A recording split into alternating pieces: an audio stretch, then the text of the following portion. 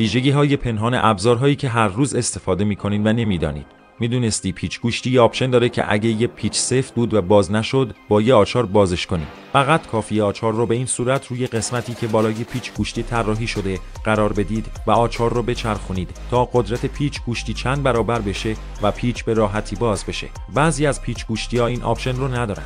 اما یه سوراخ بالای پیچ گوشتی هست که دقیقاً همین کاربرد رو داره و میتونید با یه پیچ گوشتی دیگه به این صورت پیچ رو باز کنید. میدونستی کاربرد حفره ایجاد شده روی تیغه کاتر چیه؟ بله، این حفره یه کاربرد خیلی جالب داره. وقتی بخوای روکش سیم رو جدا کنی، باید از این ویژگی کاتر استفاده کنی که دقیقاً برای همین کار ساخته شده. تا حالا به قسمت بالایی اره دقت کردی؟ میدونستی چرا اینقدر صاف و موازی ساخته شده؟ به خاطر اینه که بتونی به عنوان یه خطکش ازش استفاده کنی و روی چوب خط کشی کنی تا راحت‌تر بتونی برش بدی.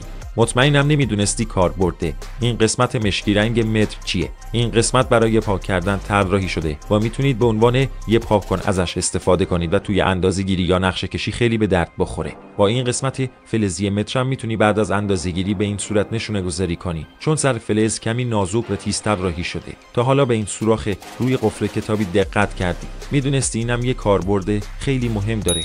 کاربرد این سوراخ اینه که اگه آب وارد قفل شد، توی قفل نمونه و سریعا تخلیه بشه تا باعث زنگ زدگی قفل نشه.